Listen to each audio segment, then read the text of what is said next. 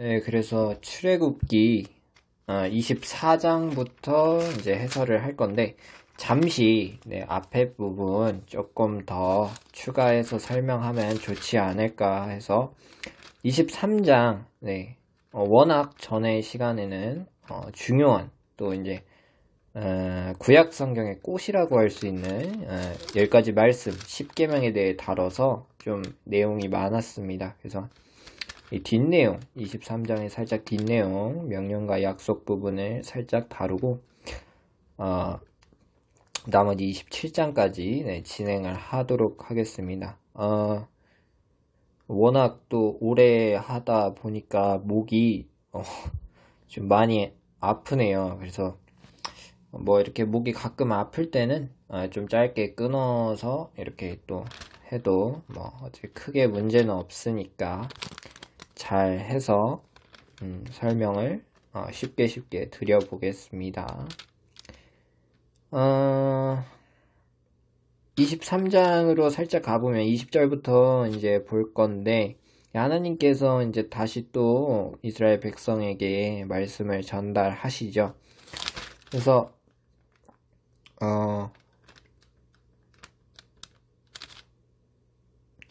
하나님께서 자신의 말을 잘 따르면 어떻게 해 주시겠다는 말씀들이 나오고요. 그래서 원수에게 원수가 되게 하고 또 대적에게 대적이 되게 하면서 하나님께서 든든한 편을 서주신다고 하시죠. 그리고 낙태하는 자가 없게 하고 라는 말씀도 있으면서 낙태라는 것을 전면 반대하는 거고요. 임신하게 못하는 자, 임신이라는 것 자체가 워낙 이제 하나님께서는 축복의 통로이자 하나의 기적 같은 것을 나타내기 때문에 한마디로 있어서 가정을 이루는 것 그리고 관계를 통해서 아이를 베는 것은 정말로 하나님께서 귀하게 여기시는 것이며 하나님께서 항상 대를 잇는다 라는 것과 또 막 대를 끊는다 대를 멸하겠다 이런 말씀이 나오는 걸 보면은 물론 당시 이스라엘 사람들이 이런 것들을 귀하게 여긴 것도 있겠지만 하나님 본인께서도 여자와 남자를 창조하시며 서로 사랑을 할 수 있게 하신 것도 다 이러한 그 남녀 간의 관계 특히 사랑의 관계 속에서 특히 하나님과 인간의 어떠한 그런 사랑의 관계가 어떻게 간접적으로나마 조금이라도 이해할 수 있도록 그렇게 되는 것 같습니다. 항상 이런 성경에 하나님께서 주시는 사랑에 대한 어떤 은혜에 대한 어떤 구절들이나 말씀들을 설명할 땐 가족 관계로 설명하는 게 가장 쉽더라고요. 그렇습니다. 그리고 또한 하나님께서 28절에 보면 왕벌을 보내어서 어쩌고저쩌고 해서 그들을 이렇게 계획해서 쫓아내실 수도 있다라는 것을 보아서 하나님께서는 전지전능하시고 모든 것을 다스려 참 알지 못하는 계획으로도 그들을 쫓아낼 수 있다라는 것을 통하여 우리가 참 하나님의 계획은 인간으로 생각할 수는 없는 그런 계획들이 참 많지요. 그리고 땅을 기업으로 얻을 때까지 자꾸 기업이라는 말이 나오는데 이 기업이라는 게 정말 중요하거든요. 이 성경에 있어서 하나님과의 올바른 관계가 되려면 3가지 요소가 필요하다고 저는 배웠습니다. 어렵지는 않고요. 하나님과 하나님의 백성, 그리고 땅. 이 3가지 조건이 부합되면 비로소 자유도 실행이 되고 그 안에서 하나님의 나라가 잘 돌아갈 수 있게 설계가 된다고 하는데 지금 이 시대 때는 지금 딱 이 시기에는 광야를 걷는 시대잖아요. 그래서 아직은 땅이 없기 때문에 하나님께서 계속 땅을 주신다고 하시면서 그들에게 특히 땅이 있어야 곡물을 재배하고 곡물을 재배하지 않아도 뭐 유목을 하도 땅이 있어야 안전하게 이렇게 하잖아요. 네, 안전하고 또 수익성이 보장이 되고 뭐 그렇기 때문에 네, 그렇게 기업은 정말 중요하고 땅도 정말 중요하다라고 우리가 알 수 있겠습니다.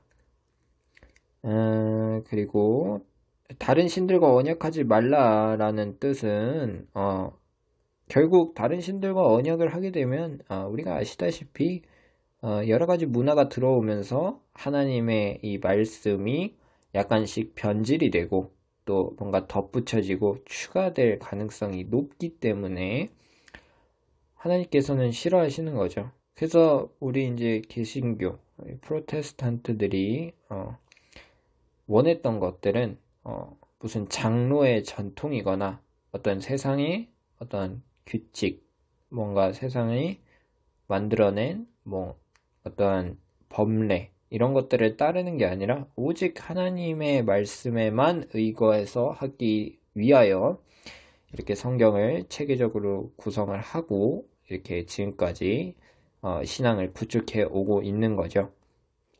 이러한 부분에 있어서 외경과 이 그냥 본서인 성경 이걸 이렇게 좀 나누게 되는데 외경이라고 함은 순수도 그런 것들이 좀 떨어집니다.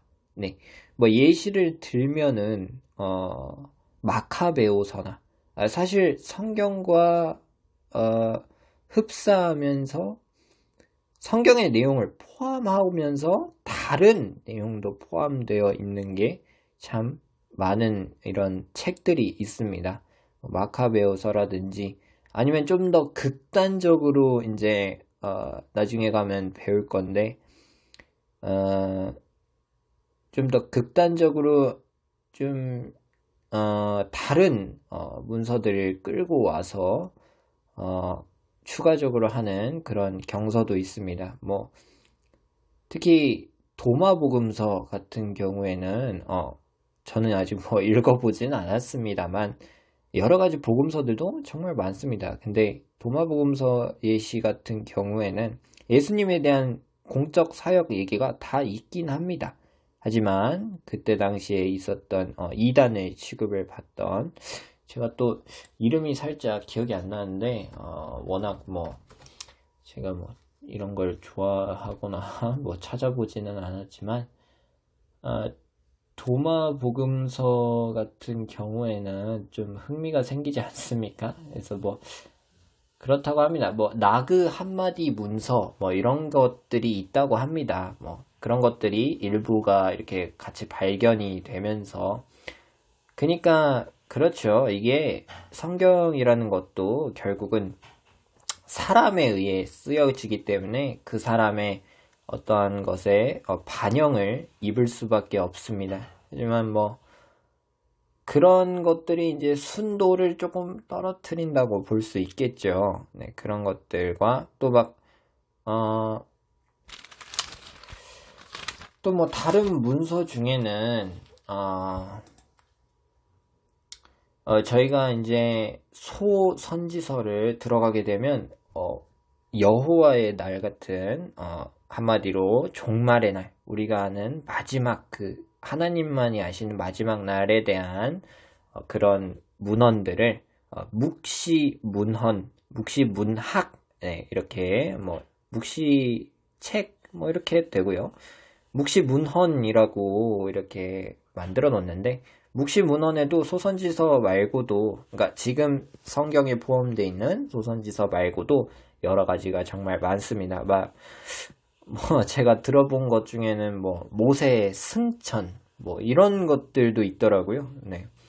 근데 그런 것들이 중요한 거는 아니고요. 결국 우리가 성경을 읽는 이유가 뭡니까? 우리가 뭐 궁금증을 그냥 해소하려고 읽습니까?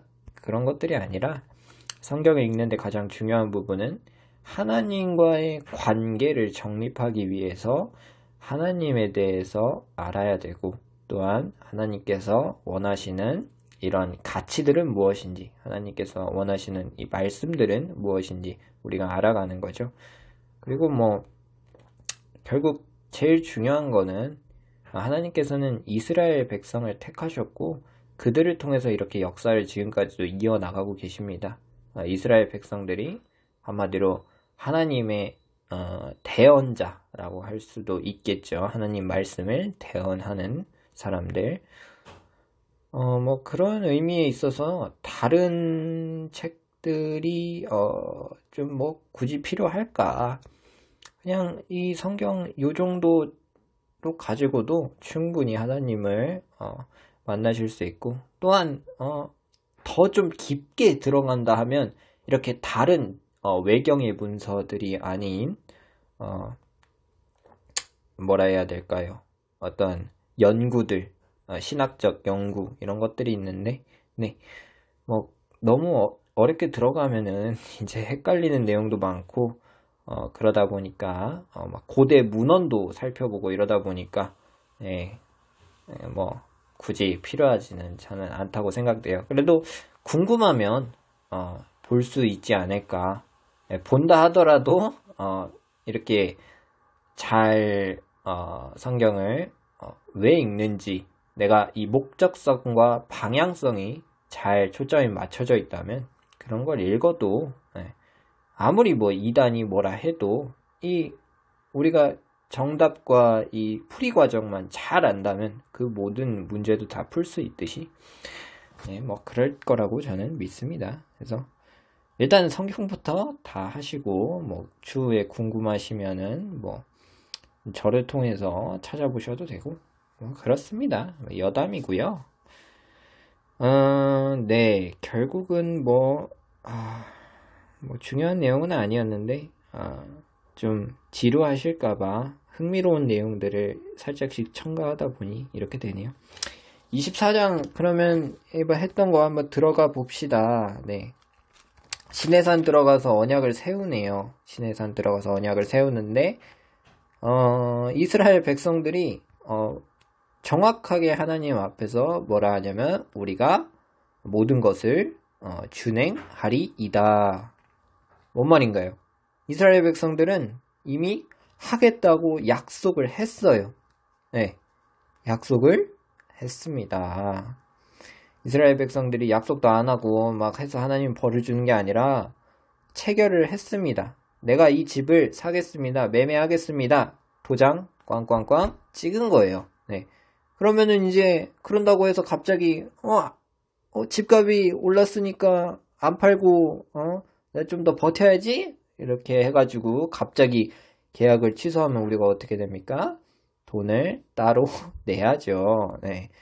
이런 거를 파기한 대가로 지불을 해야 되는 것처럼 하나님과의 언약을 세운 이 이스라엘 백성들은 이 언약을 파기할 때도 자신들이 안 하겠다고 뭐 할 때도 결국은 대가를 치러야 하는 겁니다.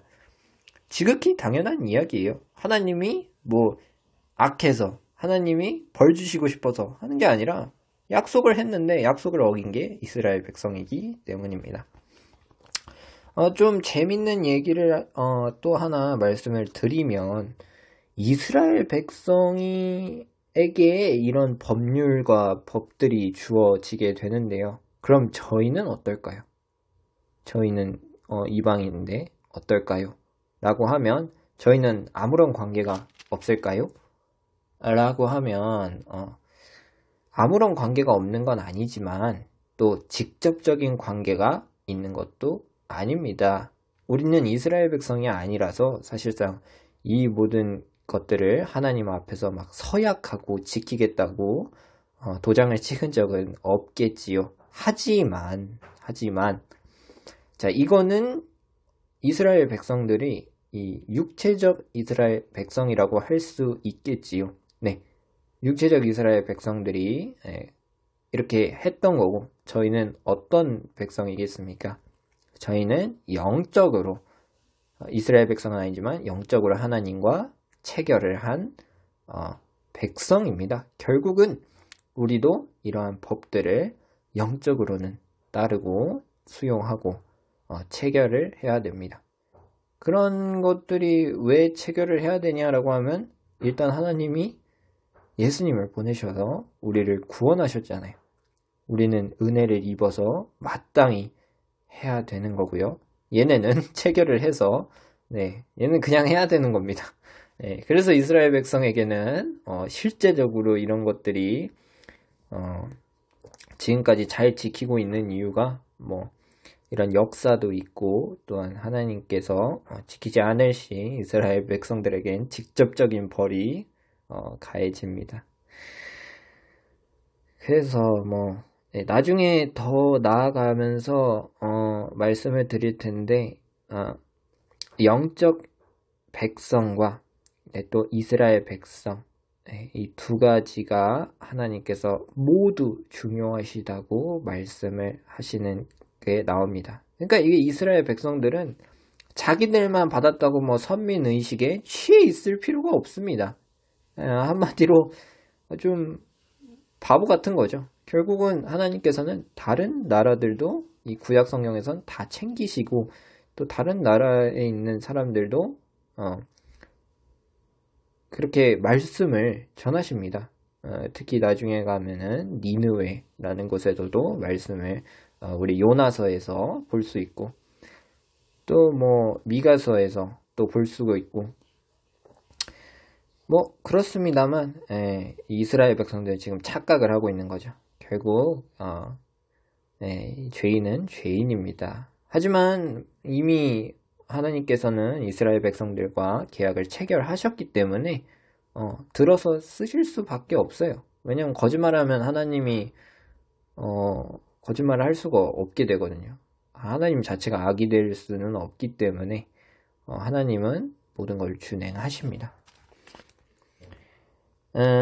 네. 그래서 얘네들이 준행하겠다고 두 번이나 말하네요.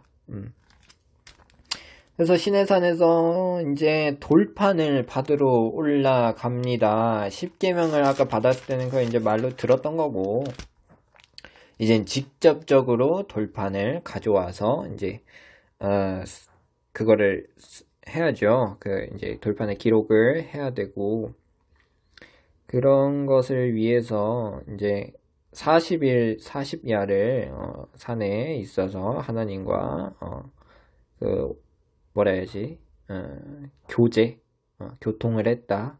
이렇게 볼 수 있겠습니다. 두 돌판이 나온다고 하는데 여러 학자들마다 다른데 한 돌판 5개, 한 돌판 5개 해서 두 돌판에 10개가 있다는 사람들도 있지만 저는 개인적으로 한 돌판에 10개, 다른 돌판에 10개 그래서 저는 그렇게 2개가 있다고 생각되는 이유가 우리 계약서를 체결할 때도 한쪽에 10개 있고 다른 쪽에도 10개가 있어서 서로 계약을 체결한 사람과 계약을 체결한 두 분들이 모두 볼 수 있도록 하지 않습니까? 10계명이 어쨌든 그게 큰 문제는 아니지만 가끔 저는 이렇게 쓸데없는 생각을 하면서 좀 엽기적인 생각을 가끔씩 하지요. 네. 그래서 25장을 들어가 볼 건데, 목이, 살짝 갈라지네요. 오랫동안 읽다 보니 그런 것 같습니다만, 네, 또 힘을 내서 계속해서 나아가 보겠습니다. 25장에 이제 예물을 바치라고 해요.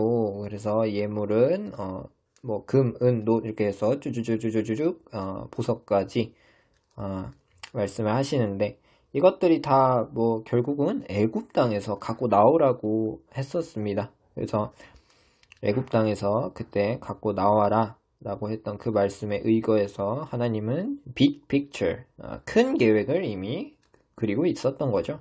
그래서 갖고 나와서 이거를 이제 성소로 짓거나 아니면 성소에 뭔가 관련된 물건으로 짓는데 또 만드는데 사용하게 됩니다. 그리고 하나님은 이제 아주 착하셔요. 아주 착하십니다. 다 알려줘요. 이렇게 스몰한 디테일까지 그냥 아주 그냥 자세하게 얘기해 줍니다. 증거괴. 우리가 아는 그 언약 괴죠, 괴. 그 괴 만지면 죽는다. 뭐 그 괴예요. 네. 그 증거괴를 이렇게 해서 쭉쭉쭉 만들어 가고요. 네. 뭐 만드는 거에 대해서 궁금하시면 보세요. 뭐 큐빗이라는 단위는요. 저기 애굽 때부터 쓰던 그런 것들인데 그 큐빗 단위인데 팔꿈치, 네, 여기 팔꿈치부터 손 끝까지, 손가락까지 해서 약 50cm 정도, 55cm네, 오차 범위가 있을 수 있겠지만, 네, 약 50에서 55cm 정도가 한 큐빗이라고 합니다. 그렇게 해서 이걸 만드는 거겠죠. 그러니까 이거 증거계가 우리가 막 엄청 큰 것처럼 보이는데, 보면은 뭐 책상만도 안 하죠. 네, 뭐 조그만한 책상 뭐 그 정도밖에 안 해요. 뭐 아주 작은 책상도 아니겠다. 무슨 보물 상자만 하겠네요. 네, 뭐 그렇게 그런 정도입니다. 그래서 여기서 이제 좀 특별한 단어가 나오는데 이제 18절에 이제 그룹이라는 단어가 나오죠. 뭐 게임을 하셨을 수도 있고 뭐 아니면 뭐 소설 속에서 볼 수도 있는데 이제 캐루빔 한국어로 캐루빔이나 영어로는 cherubim 뭐 이렇게 표현한 단어가 있어요. 그게 이제 천사 중에 좀 고급지게 약간 하나님께서 분리해서 따로 뭔가 만든 천사가 있나 봅니다. 네, 뭐 큰 관심은 없지만 그런 그룹이라는 친구가 있는데 그 그룹이라는 친구를 이렇게 항상 하나님께서는 뭔가 약간 성스러운 무언가? 성스러운 것? 뭐 이런 취급을 하셔요. 그래서 뭐 그룹들을 이렇게 배치를 하라는 걸 말씀하시죠. 네. 그룹은 그런 겁니다. 뭐 또 여담 하나 말씀을 살짝 드리면 뭐 이 2단 협회라 그래야 되나요? 뭐 2단 가르쳐주는 공부 뭐 반박을 하는 건가? 뭐 하여튼 2단 무슨 영상에서 그룹이라는 것을 우리 영어 GROUP 이죠. 네, 이 모임이라는 그 그룹과 헷갈려서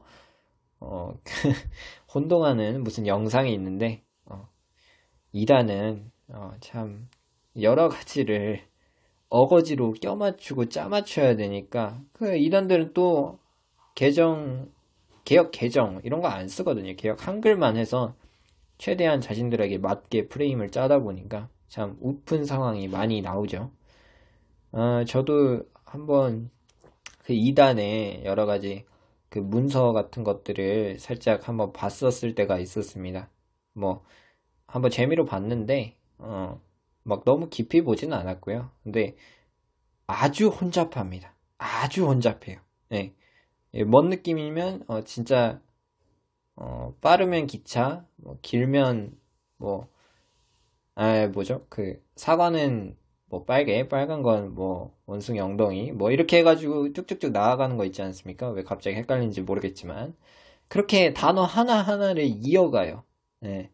한 단어가 이 본문 속에서도 다르게 해석되는 게 있을 수 있잖아요. 네. 당연히 있을 수 있는데 그것들이 이단적인 해석에서는 없어요. 그냥 하나로 다 통일돼요. 그러다 보니까 막 정신이 사납습니다. 막 장세기 갔다가 요한일서 갔다가 갑자기 미가서 갔다가 갑자기 말라기 갔다가 갑자기 요한복음 갔다가 당최 뭔 얘기를 하는지 모르겠지만 마지막에 딱 가는 순간 뭘 얘기하냐 뭔가 이제 성령과 뭐라고 하면서 마지막은 자기들의 교주 어떻게 뭐 해야 된다 하고 이제 슬슬 뭔가 다른 게 첨가되기 시작합니다. 갑자기 성경 말씀으로만 하는 게 아니라 갑자기 또 막 자기들만의 또 해석이 있나 봐요. 그래서 그런 것들로 채워지다 보니까 막 정신이 없더라고요. 얘네들은 왜 그렇게 그런지 모르겠습니다. 참, 뭐 걔네 따르면은 뭐 돈 벌려고 뭐 그런 거겠죠. 근데 참 힘들게 삽니다. 돈이 그게 뭐라고 결국 별거 없이 그냥 죽으면 다 놓고 가는 건데, 그죠? 네, 뭐 넘어가서 한번 봅시다. 네, 진설병, 네, 떡상 나오겠죠? 네, 떡상은 이렇게 만들어라. 이렇게 말하시고요. 등잔대, 그리고 또 여러 가지 기구들 이렇게 만들라고 하시네요. 복잡한데 이것도 이스라엘 백성들이 잘만 했네요. 네, 성막, 이제 중요한 성막 만들기 시작합니다. 성막도 다 알려주시고요. 뭐 어려운 내용은 없으니까 네. 뭐 궁금하시면 한 번씩 보되 사실 뭐 크게 중요한 건 아니지만 이런 무엇인가를 만드는 말씀을 통해서 하나님이 이렇게 자세히 설계를 하셨고 이렇게 자세히 이스라엘 백성들에게 말씀을 해 주셨구나. 하나님은 작은 거 하나까지도 세심하게 케어를 해주시는 분이시구나를 살짝 엿볼 수 있겠지요.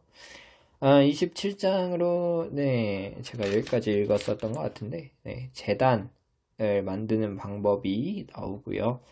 성막의 뜰에 대해서 어떻게 디자인해야 되는지 나오기 시작합니다. 마지막 등불의 관리는 또 어떻게 해야 하는지 등불 관리 법에 대해서 나오고요. 네. 그래서 뭐 어렵지는 않습니다. 네. 출애굽기는 그렇게 어렵지 않고요. 아마 레위기, 민수기, 신명기에서 좀 어렵게 나갈 수도 있을 것 같은데 너무 겁먹지 마시고요. 그냥 재밌게 뭐 들으시면 좋을 것 같습니다. 그러면 다음에는 이제 28장부터 40장 끝까지 다루면서 출애굽기를 끝내겠습니다. 목 좀만 쉬고 한번 해보죠.